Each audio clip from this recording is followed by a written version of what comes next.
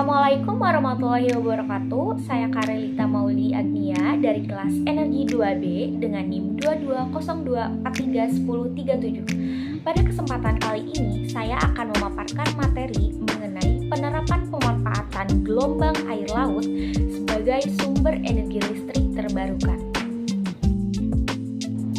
Gelombang adalah pergerakan naik dan turunnya air dengan arah tegak lurus permukaan air laut yang membentuk kurva atau grafik sinusoidal.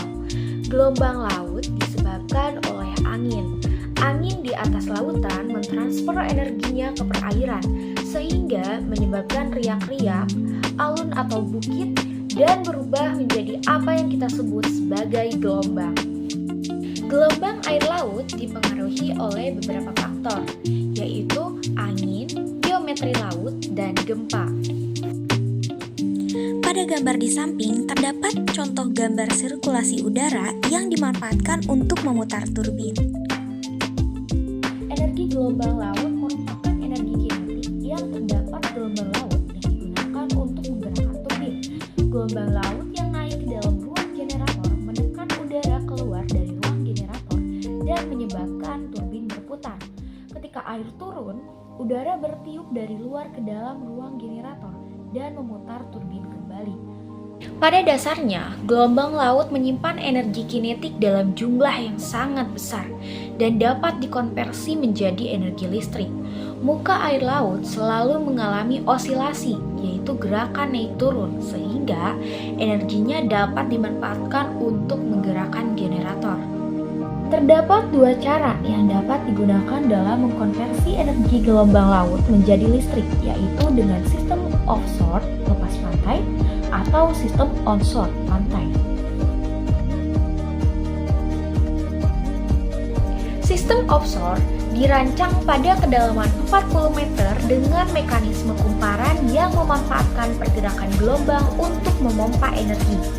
Listrik dihasilkan dari gerakan relatif antara pembungkus luar, external hold, dan bandul dalam, yaitu internal pendulum.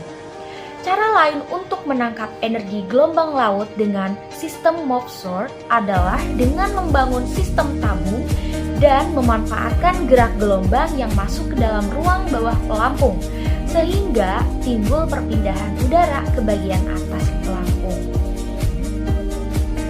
Selanjutnya, sistem onshore.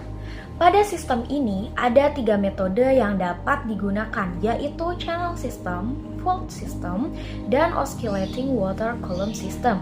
Nah, secara umum, pada prinsipnya energi mekanik yang tercipta dari sistem-sistem ini mengaktifkan generator secara langsung dengan mentransfer gelombang fluida, air atau udara penggerak, yang kemudian mengaktifkan turbin generator. Metode sistem onshore yang pertama yaitu channel system. Peralatan ini biasa juga disebut sebagai tapered channel atau kanal meruncing atau sistem tarchan.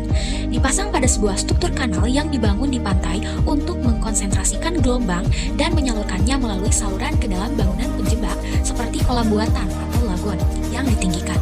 Air yang mengalir keluar dari kolam penampung ini yang digunakan untuk membangkitkan listrik dengan menggunakan teknologi standar hydropower. Metode sistem onshore yang kedua yaitu oscillating water column system. Alat ini membangkitkan listrik dari naik turunnya air akibat gelombang dalam sebuah pipa silindris yang berlubang. Naik turunnya kolom air ini akan mengakibatkan keluar masuknya udara di lubang bagian atas pipa dan menggerakkan turbin. Metode sistem onshore yang ketiga yaitu float system. Alat ini akan membangkitkan listrik dari hasil gerakan vertikal dan rotasional pelampung dan dapat ditambatkan pada untayan rakit yang mengambang atau alat yang tertambat di dasar laut dan dihubungkan dengan engsel Cockerel. Pembangkit listrik tenaga ombak ini memiliki banyak keunggulan dibandingkan pembangkit listrik lainnya, yaitu gelombang laut dapat diperoleh secara gratis sehingga biaya operasinya cenderung lebih rendah daripada pembangkit lainnya. Pembangkit ini tidak membutuhkan bahan bakar sehingga tidak menghasilkan limbah yang membahayakan lingkungan. Kapasitas energi yang dihasilkan jauh lebih besar daripada pembangkit tenaga angin. Energi yang dihasilkan oleh arus air sebanyak 12 mph sebanding dengan energi yang dihasilkan oleh angin dengan kecepatan 110 mph. Produksi listrik juga relatif lebih stabil dan dapat diprediksi karena intensitas dan kondisi ombak di laut dapat diperkirakan sejak jauh-jauh hari.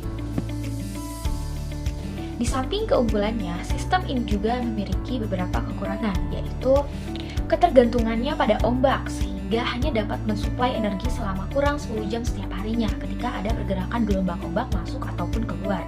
Dan jika ombaknya kecil, maka energi yang dihasilkan juga akan kecil. Sangat sulitnya menemukan lokasi yang tepat untuk dibangun pembangkit listrik, karena untuk dibangun instalasi pembangkit listrik tenaga gelombang laut ini, tempat tersebut harus memiliki ombak yang kuat dan muncul secara konsisten. Sekian presentasi yang dapat saya sampaikan. Terima kasih atas perhatiannya. Wassalamualaikum warahmatullahi wabarakatuh.